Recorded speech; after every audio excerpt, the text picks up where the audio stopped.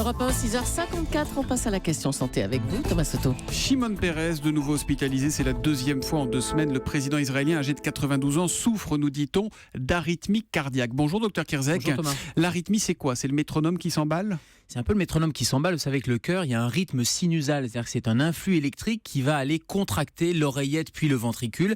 Et bien quand ce rythme s'accélère, se met à battre irrégulièrement parce qu'il y a un trouble électrique, une anomalie électrique, et bien c'est ce qu'on appelle l'arythmie.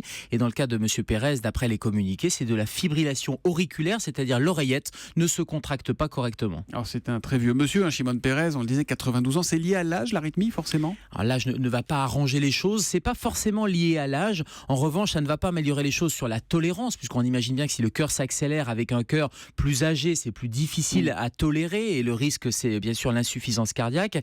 Et puis sur les causes, parce qu'avec l'âge apparaissent un certain nombre de causes, notamment des causes cardiovasculaires, des facteurs de risque, l'hypertension artérielle, l'insuffisance cardiaque, une maladie coronarienne, bref, tout ce qui peut dérégler le cœur. Mais chez les gens plus âgés, on peut avoir aussi ces problèmes d'arythmie, sur cœur sain également, ou bien avec un dysfonctionnement hormonal, la thyroïde qui fonctionne mal, ça peut donner une arythmie cardiaque. Donc c'est toujours un dommage collatéral, en quelque sorte, l'arythmie, d'autre chose, de l'hypertension, vous le disiez, des problèmes... C'est souvent un dommage collatéral, et ça peut être soit la cause de l'arythmie, soit la conséquence. On imagine bien quand le cœur s'accélère et bat de manière irrégulière, eh bien le débit cardiaque et l'irrigation en oxygène et en sang se fait moins bien, et ça peut causer avoir des conséquences, notamment de l'insuffisance coronarienne. Le cœur est mal irrigué. L'ancien président israélien se plaignait depuis plusieurs jours de douleurs dans la poitrine. Les symptômes sont les mêmes que pour un infarctus, pour l'arythmie?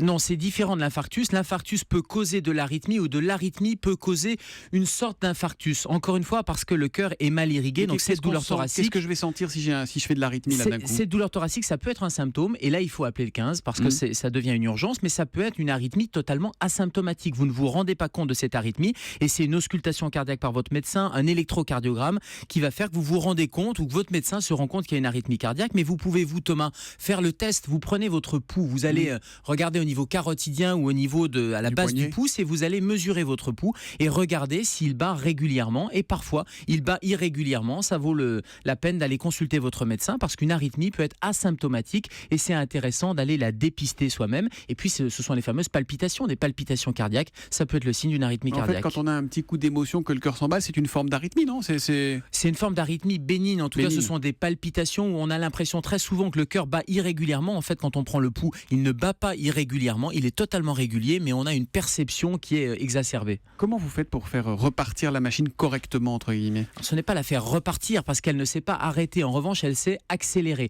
Donc il y a plusieurs choses à faire, et notamment c'est de diminuer le rythme cardiaque. On va le réduire avec des médicaments, on peut le réduire avec un choc électrique, pas du tout comme dans la série Urgence, mais un choc qui est programmé chez votre cardiologue. Et puis il faut surtout éviter d'aller exciter la machine. Donc on évite le thé, le café quand on est soumis sujet à des palpitations, et on va traiter la cause surtout. Et le risque, c'est l'accident vasculaire cérébral, et c'est ça la complication grave de l'arythmie, parce que le cœur ne se contracte pas, il y a un caillot qui se forme, et ce caillot, il peut partir dans la circulation générale. Dernier point, vous nous parlez souvent de contrôle régulier pour les dents, les mammographies pour les femmes, et le cœur, il faut le checker aussi régulièrement? Oui, il faut le checker. En cas de symptômes, bien sûr, il faut consulter son médecin traitant, qui vous enverra en fonction des symptômes chez votre cardiologue. Et puis un électrocardiogramme à partir de 40 ans semble raisonnable.